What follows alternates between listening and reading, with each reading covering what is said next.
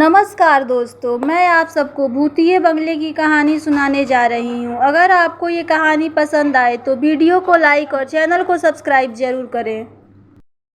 कड़कड़ाती खून जमाने वाली ठंड पड़ रही थी। जंगल की झाड़ियों से घिरा हुआ डाक बंगला काफी दिन में जितना सुंदर दिखता था, उतना ही इस रात के कोहरे में भयंकर नजर आ रहा था। डाक बंगला या यूं कह लीजिए सरकारी गेस्ट हाउस, जहां सरकारी कर्मचारी, नौकरशाह और मंत्री लोग रुक सकते हैं। उस रात मनमोहन अपनी बीवी अनु, बेटे रवि और बेटी जीविका के साथ वहां रुकने आया होता है। वो एक आम आदमी होता है, इसलिए भुगतान भरकर वो वहाँ ठहरता है। अब कोई गेस्ट हाउस नजर ही नहीं आ रहा है मुझे, इसीलिए यहाँ आना पड़ा। माफ करना रवि बेटा। क्या पापा आप भी, ये डाक बंगला कितना खौफनाक नजर आ रहा है। इसमें हम अगले 2 दिन कैसे बिताएंगे? रवि बेटा, कॉलेज का लास्ट ईयर चल रहा है तुम्हारा। इतने बड़े हो गए हो फिर भी इतना डरते हो। अब हम भी क्या करें। अगले 2 दिनों तक इस गाँव से बाहर मौसम खराब होने की आशंका है और साथ ही भूकंप आने की भी। अरे मेरे डरपोक भाई, तुम कब सुधरोगे? अरे उल्टा इस डाक बंगले की खूबसूरती को देखो ना, यहाँ की शांति में कितना सुकून है। उफ। चुप रहो जीविका। वो चारों अपने अपने कमरों में आराम करने चले जाते हैं। रवि और जीविका एक कमरे में सोते हैं और मनमोहन और अनु एक कमरे में। जब जीविका आराम कर रही होती है तभी अचानक से रवि को बाहर से किसी के हंसने की आवाज आती है।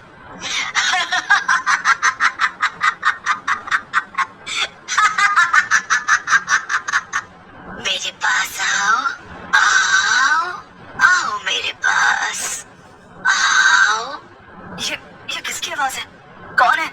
रवि के पसीने छूटने लगते हैं और वो बालकनी में जाता है। तभी उसे वहाँ कोई नीचे नहीं दिखता है और न ही दूर दूर तक जंगल में कोई नजर आता है। यहाँ तो दूर दूर तक कोई नजर नहीं आ रहा है। फिर ये आवाज किसकी थी? जीविका, तुम पागल हो क्या? ऐसे कोई करता है क्या? मैं कितना डर गया एक पल के लिए। सॉरी, मैं तुम्हें बस इतना कहना चाहती हूँ कि तुम अपने मन में से इस डर को भगा दो। ये जगह दिखने में जितनी हॉन्टेड है उतनी असल में है नहीं यार। थोड़ी देर बाद वो चारों खाना खाने नीचे आते हैं। तभी एक बूढ़ी काकी उन्हें खाना परोसती है। मैं झूठ क्यों बोलूंगा? मैं सच कह रहा हूँ कि डाक बंगला सही नहीं है। मैंने अपने कानों से उस औरत की आवाज सुनी है। चुप करो यार भाई, मैं भी वही थी, तुम भी वही थे, तो उस औरत की आवाज सिर्फ तुम्हें ही क्यों सुनाई दी? मेरे कानों में क्या हड़ताल हो गई थी? शट अप जीविका। हाँ बेटा, इतना मत घबराओ। लेकिन पापा। रवि बेटा, जैसा तुम सोचोगे वैसा ही तुम्हें महसूस होगा। तुम बार बार उसी बारे में सोचोगे तो तुम्हें वही सब नजर आएगा, वही महसूस होगा बेटा।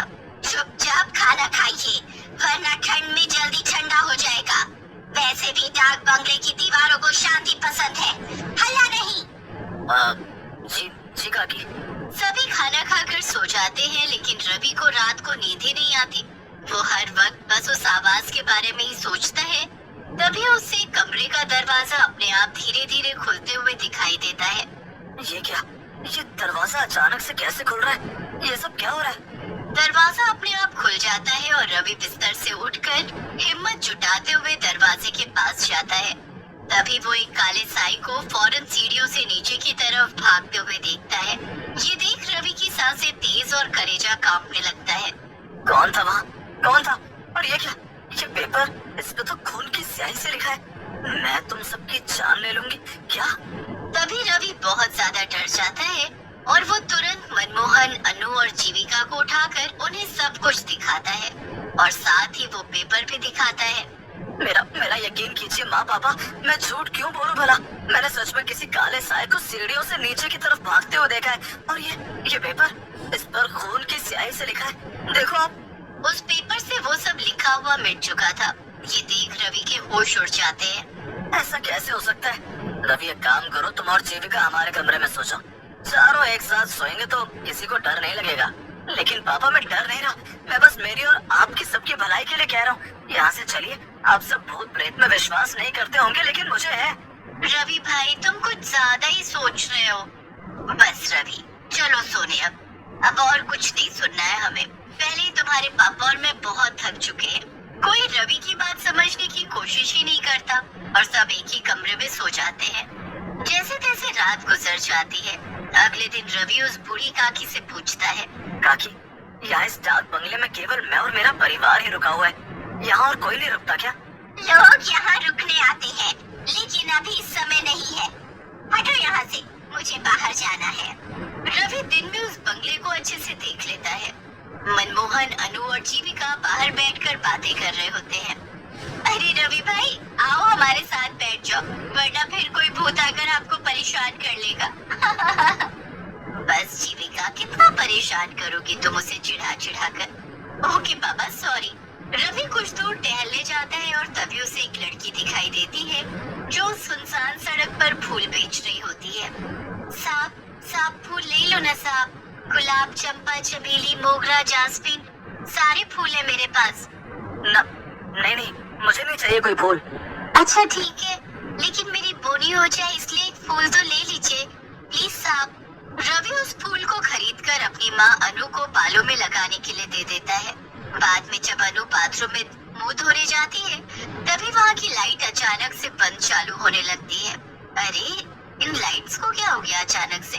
और जब अनु आईने में देखती है, तभी उसके पीछे एक औरत खड़ी होती है जिसकी शक्ल काफी ज्यादा खौफनाक होती है।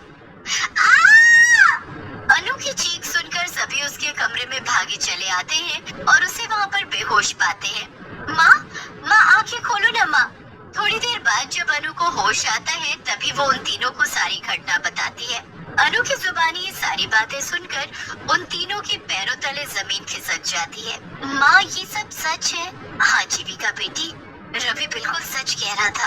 देखो, मैंने कहा था ना आप तीनों से, इस डाक बंगले में जरूर कुछ तो गड़बड़ है। मनमोहन जी, मुझे कुछ नहीं पता, हम कहीं और रुक लेंगे, चाहिए तो जंगल में रुक लेंगे, लेकिन इस भूतिया डाक बंगले में बिल्कुल नहीं। हाँ पापा, अगर माँ और रवि ने यहाँ कुछ ऐसा महसूस किया है तो हमें यहाँ नहीं रुकना चाहिए। हाँ अनु, ठीक है, अपना सामान ले लो, हम सब अभी इसी वक्त यहाँ से निकलते हैं। चारों अपना सामान पैक करके वहाँ से निकलने लगते हैं, लेकिन तभी वहाँ डाक बंगले के मुख्य दरवाजे पर वो बूढ़ी काकी खड़ी हो जाती है। काकी, हमें जाने दीजिए, हमें अब यहाँ नहीं रहना है। नहीं कहा ना, एक बार जब कोई इस डाक बंगले में आ जाता है तो वो फिर से वापस नहीं जा पाता। नहीं, आप हमें यहाँ जबरदस्ती रुकने के लिए नहीं कह सकती काकी, हमें जाने दीजिए प्लीज। मतलब ये कि तुम सब अब हमेशा के लिए यहीं पर रहोगे, इंसान बनकर नहीं बल्कि भूत बनकर।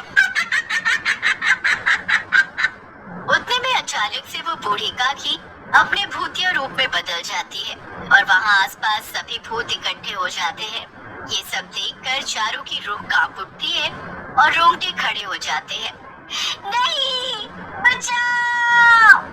वो चारों भागने की कोशिश करते हैं, लेकिन उनके पैर नहीं हिल पाते हैं और वो जमीन से चिपक कर रह जाते हैं। नहीं, हमने यहाँ रुककर बहुत बड़ी गलती कर दी, हमें यहाँ रुकना ही नहीं चाहिए था।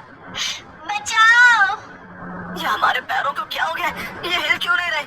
हमें बख्श दो, हमें जाने दो यहाँ से, जाने दो, हमें जाने दो। नहीं, कहा था ना मैंने। अब तुम सबका अंत है, तुम सब भी हम भूतों की बिरादरी में शामिल हो जाओगे आज। ये तो वही फूल वाली लड़की है, यही तो इस डाक बंगले का नियम है, एक बार जो यहाँ पर आया वो वापस जिंदा नहीं लौट पाता, उससे तो मरना ही पड़ता है। ये सब मैंने शुरू किया था, क्योंकि कई सालों पहले इसी डाक बंगले में काम करते करते गैस ने मेरी जान ली थी, क्योंकि मैंने उसे सोने की तस्करी करते हुए पकड़ लिया था और मैं उसका जुर्म पुलिस को बताऊं, इस डर के कारण उसने मुझे मार दिया, क्योंकि सभी इंसान ऐसे ही होते हैं, मतलबी और बुरे। सारे भूत अब उन चारों के पास आने लगते हैं और चारों काफी ज्यादा घबरा जाते हैं, लेकिन तभी हम यहाँ से भाग तो नहीं सकते, लेकिन अपने मुंह से भगवान को याद तो कर सकते हैं। माँ, पापा, जीविका, हनुमान जी ही अब हमें बचा सकते हैं। वो चारों एक साथ हनुमान चालीसा बोलना शुरू कर देते हैं। जय हनुमान ज्ञान गुण सागर, जय कपीस तिहु लोक उजागर, राम दूत अतुलित बलधामा, अंजनी पुत्र पवन सुत नामा, बंद करो, बंद करो। हनुमान चालीसा सुनकर सभी भूतों के कानों से खून निकलने लगता है और सभी एक के बाद एक खत्म होने लगते हैं, जिसके बाद चारों उनकी कैद से आजाद हो जाते हैं और वहां से निकल जाते हैं। उस दिन के बाद डाक बंगला भूतों और काली शक्तियों के कहर से मुक्त हो गया।